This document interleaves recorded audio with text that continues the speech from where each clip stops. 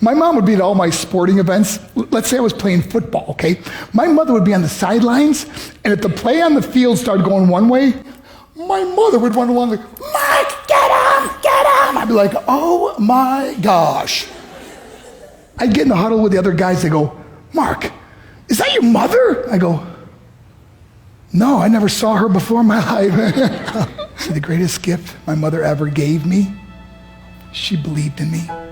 I have overdosed on drugs on 3 occasions where I should have been dead. But I believe I was kept here for a reason. You show me your friends, I will show you your future. How do I know this? I hung out with losers, and I became the biggest loser of them all because I gave up everything I dreamt about as a little boy because of who I chose to surround myself with. My friends would drive me home at 2, 3, 4 in the morning. We'd be drunk and high, laughing in the car. We'd pull up in front of my house in New York. They go, Mark, the light's on. I go, oh man, my mother's up. See, my mom wouldn't go to bed until she knew her son was still alive.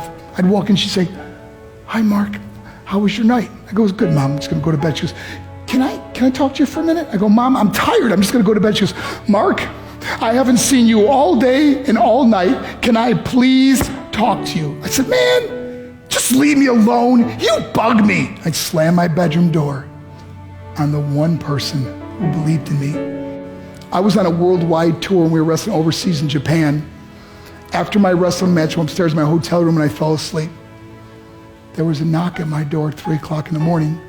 I got out of bed and I looked through the safety window and I could see it was a Japanese promoter. So I opened the door and he said, Mark, you need to call home. There's been an emergency. I went and got on the hotel room phone. I called back to the United States. I said, hey, what's going on? They said, Mark, I don't know how to tell you this. I said, just tell me what happened. All of a sudden they started crying. They go, Mark, I can't tell you. I said, just say it. They said, Mark, your mother died. I just threw the phone down. I ran out of my hotel room. I took the elevator to the lobby, and when the doors opened up, I just ran out into the street. I mean, there was no cars, there was no people. It's 3 o'clock in the morning. And I walked down the middle of a street in Hiroshima, Japan, and I remember looking up and just saying, Mom, I am so sorry. I flew home for her funeral, and I was so nervous to walk up to her casket, so I just stood way in the back. And I kept looking from a distance. I kept thinking to myself, Mom, please wake up.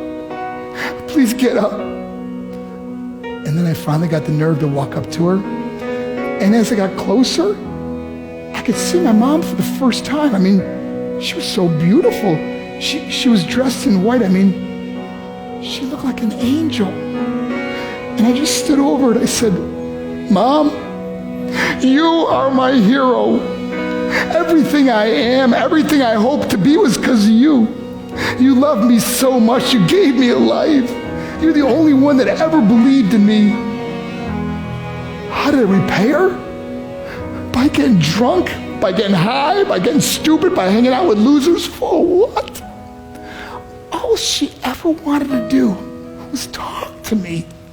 I wish I could talk to you now, Mom. I wish you could see what I'm doing.